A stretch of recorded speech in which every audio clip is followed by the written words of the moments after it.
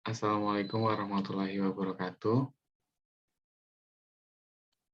Kami dari kelompok 5 yang beranggotakan saya sendiri, Rauf Karim, dengan akhiran NIM 034. Saya Nada Salsabila Pradani dengan akhiran NIM 032. Saya Muhammad Alfan Niam dengan akhiran NIM 033. Saya Kansa Safira dengan akhiran NIM 035. Izinkan kami untuk mempresentasikan hasil diskusi kami dengan judul penyebab penyakit dan gejala penyakit pada tanaman.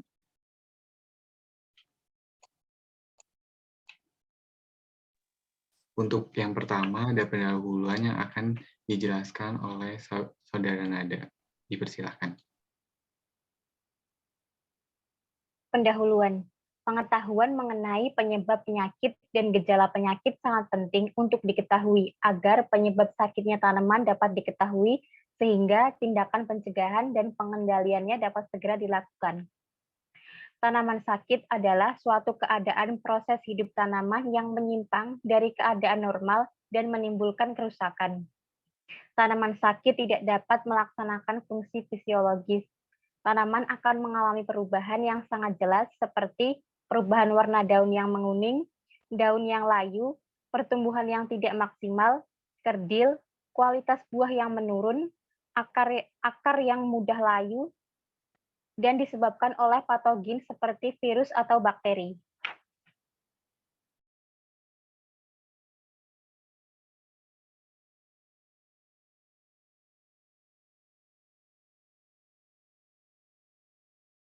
Selanjutnya, penyebab penyakit pada tanaman digolongkan menjadi dua. Yang pertama ada biotis dan yang kedua ada abiotis. Untuk biotis sendiri dibagi menjadi bakteri, jamur, MLO atau mycoplasma-like organisme, dan yang terakhir ada virus.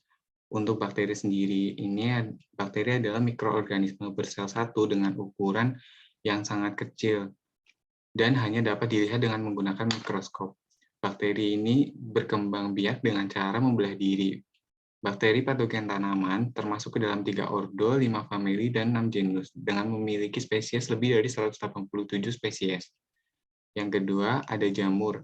Jamur ini adalah organisme multiseluler yang memiliki dinding sel dan inti sel dengan ukuran bermacam-macam, dari yang sangat kecil sampai yang dapat dilihat dengan mata telanjang. Lalu selanjutnya ada MLO atau Mycoplasma-like organisme. Mycoplasma-like organisme ini merupakan mikroorganisme yang memiliki ukuran sangat kecil dan hanya dapat dilihat dengan mikroskop elektron. Mycoplasma ini dapat mudah berubah bentuk dan tidak mempunyai dinding sel, melainkan hanya membran dan kemungkinan memperbanyak diri dengan membelah. Lalu yang terakhir ada virus. Virus ini adalah patogen obligat yang mempunyai partikel dengan ukuran yang sangat kecil, terdiri dari komposisi kimia, protein, dan asam nukleat. Contoh dari masing-masing penyebab penyakit pada tanaman ini, yang pertama dari bakteri ini sendiri ada Pseudomonas solanacearum atau penyebab penyakit layu pembuluh tanaman Solanaceae. Lalu dari jamur sendiri, contohnya dari kelas Ascomycotes, ada jamur Erysippe cicoracearum. Lalu Mycoplasma-like organisme sendiri, contohnya ada penyakit kerdil kuning pada padi. Lalu untuk contoh virus ada tobacco mosaic virus yang menyerang tanaman tembakau. Lalu selanjutnya untuk abiotis. Penyakit abiotis merupakan suatu penyakit tanaman yang tidak disebabkan oleh patogen atau makhluk hidup.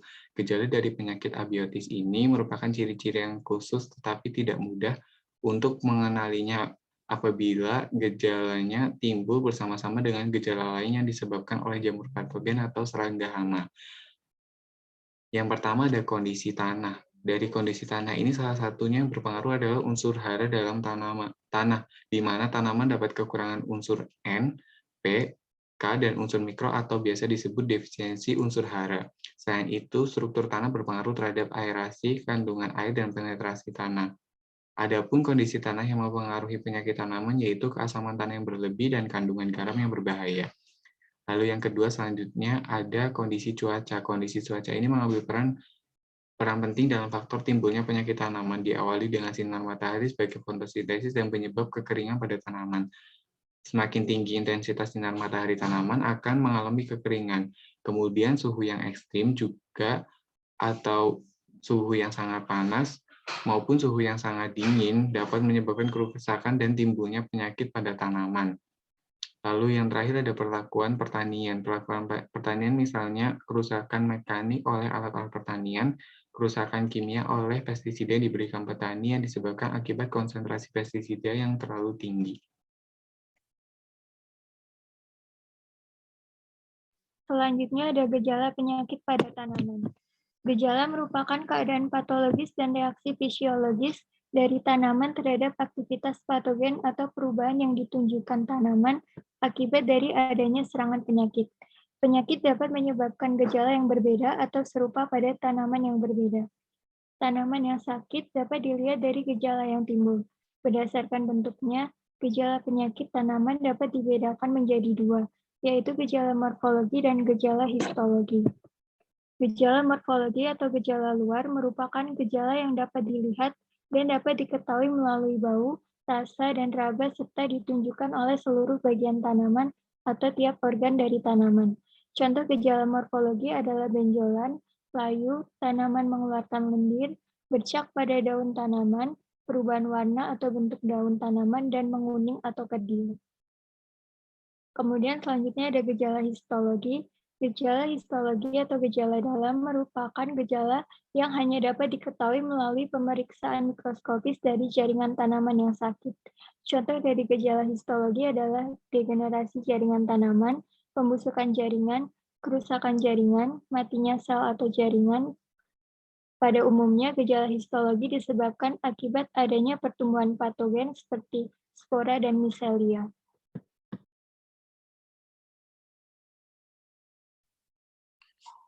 Selain itu, gejala juga dapat dibedakan berdasarkan perubahan-perubahan yang terjadi di dalam sel.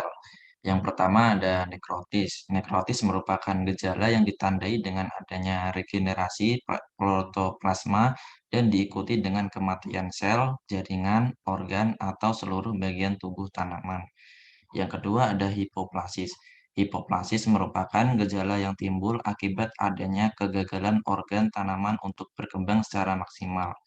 Yang ketiga adalah hiperplasis. Hiperplasis merupakan gejala yang timbul akibat pertumbuhan luar biasa atau di atas ambang normal dalam warna, ukuran, atau perkembangan dini organ tumbuh tanaman.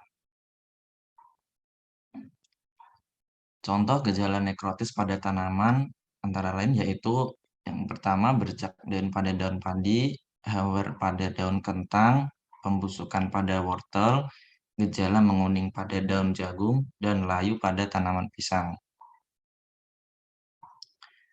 Pada gejala hiperplasis pada tanaman, yang pertama contohnya adalah gejala kerdil pada tanaman padi yang terserang virus, gejala albikasi pada daun tanaman, dan gejala etiolasi pada tanaman.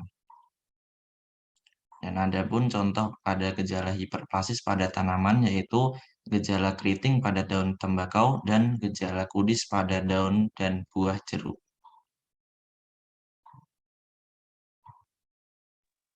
Kesimpulan dari materi ini adalah penyebab penyakit pada tanaman dibedakan menjadi dua, yaitu biotis dan abiotis. Gejala merupakan keadaan patologis dan reaksi fisiologis dari tanaman terhadap aktivitas patogen atau perubahan yang ditunjukkan tanaman akibat dari adanya serangan penyakit. Macam-macam gejala pada tanaman yang terserang penyakit diantaranya nekrotis, hipoplastis, dan hiperplastis. Sekian presentasi dari kelompok kami. Apabila ada kekurangan, mohon dimaafkan. Sekian, terima kasih. Wassalamualaikum warahmatullahi wabarakatuh.